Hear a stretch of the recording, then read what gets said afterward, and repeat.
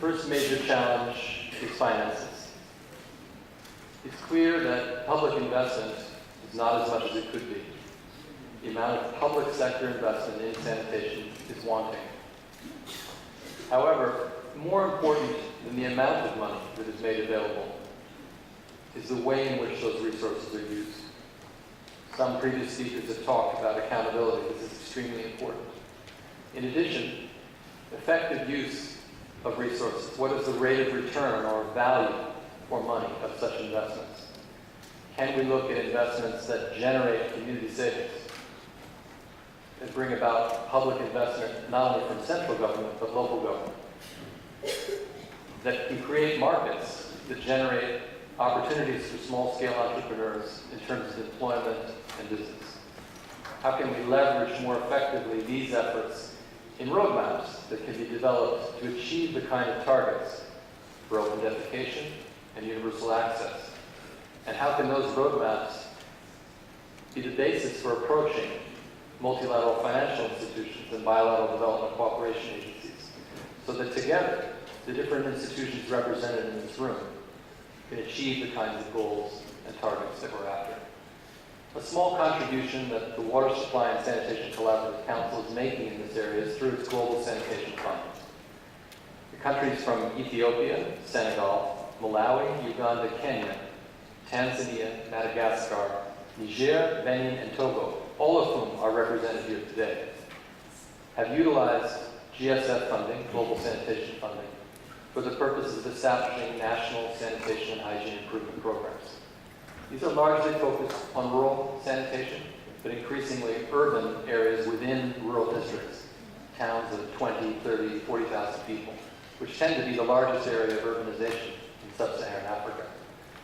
Focusing in these particular areas, these 9 countries have been instrumental in leveraging over $200 million worth of community savings. Government is not putting money in building toilets. It's a zero subsidy policy in all of these programs, in which communities are mobilized for the purposes of making a connection between sanitation and health, hygiene and human dignity. And with that triggering, with that sensitization of the importance, are investing their own resources.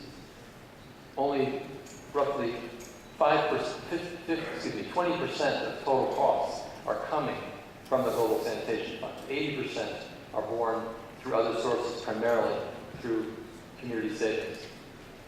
I think this kind of innovation, using these kinds of funding, not only through the Global Sanitation Fund, but by other institutions and governments that have decided to make collective behavior change the focus of their sanitation approach, can we begin to achieve the kinds of results that we're after with Itiquini, with the commitments, the financial commitments of SWA that were presented in the high-level meeting, and, of course, the Sustainable Development Goals.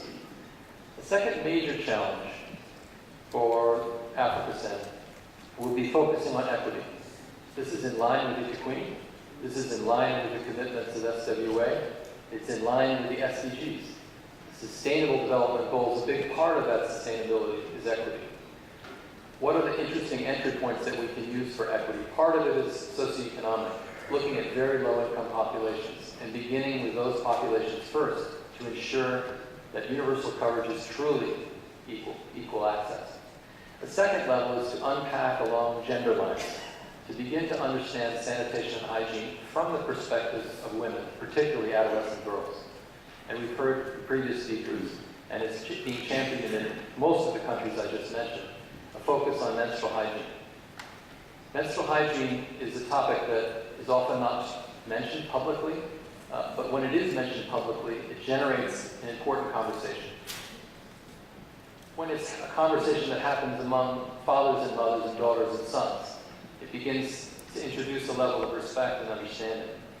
When it's a discussion that happens among ministers or mayors, policymakers, there's a level of understanding about the multiplier effect of investing in menstrual hygiene and sanitation that is especially effective, safe, and secure for adolescent girls and women, because it leads to better education for girls, better health outcomes, particularly sexual and reproductive health, as well as basic empowerment issues, women's self-respect.